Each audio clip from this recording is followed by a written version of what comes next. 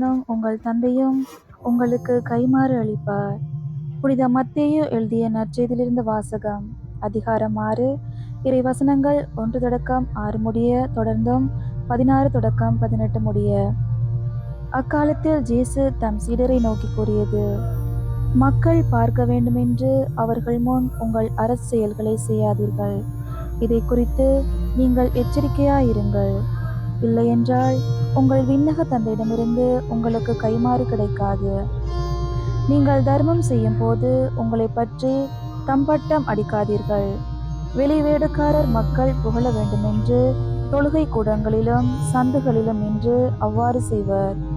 அவர்கள் தங்களுக்குரிய கைமாறு பெற்றுவிட்டார்கள் என உறுதியாக உங்களுக்கு சொல்கிறேன். நீங்கள் தர்மம் செய்யும் போது உங்கள் வலக்கை செய்வதை இடக்கைக்கு தெரியாதிருக்கட்டும். அப்பொழுது நீங்கள் செய்யும் தர்மம் மறைவாயிருக்கும்.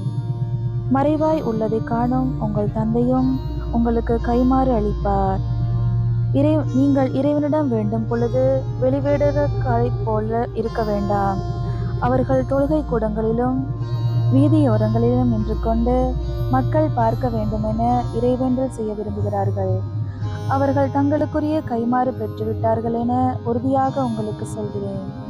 ஆனால் நீங்கள் இறைவனிடம் வேண்டும் பொழுது உங்கள் உள்ளறைக்கு சென்று கதவை அடைத்து கொண்டு மறைவாய் உள்ள உங்கள் தந்தையை நோக்கி வேண்டுங்கள். மறைவாய் உள்ளதை காணும் உங்கள் தந்தையும் உங்களுக்கு கைமாறு அளிப்பார். மேலும் நீங்கள் நோன்பு இருக்கும் போது வெளிவேடக்காரரை போல முகவாட்டமாய் இருக்க வேண்டாம். தாங்கள் நோன்பு இருப்பதை மக்கள் பார்க்க வேண்டுமென்றே அவர்கள் தங்கள் முகங்களை விகாரப்படுத்திக் கொள்கிறார்கள். அவர்கள் தங்களுக்குரிய கைமாறு பெற்றுவிட்டார்கள் என உறுதியாக உங்களுக்கு சொல்கிறேன். நீங்கள் நோன்பு இருக்கும் போது உங்கள் தலையில் எண்ணெய் தேய்த்து முகத்தை கழுவுங்கள். அப்பொழுது நீங்கள் நோன்பு இருப்பது மனிதருக்கு தெரியாது. மாறாக மறைவாய் இருக்கிற உங்கள் தந்தைக்கு மட்டும் தெரியும். மறைவாய் உள்ளதை காணும் உங்கள் தந்தையும் உங்களுக்கு ஏற்ற கைமாறு அளிப்பார். இது ஆண்டவர் வழங்கும் அருள்வாக்கு. கிறிஸ்துவே உமக்கு புகழ்.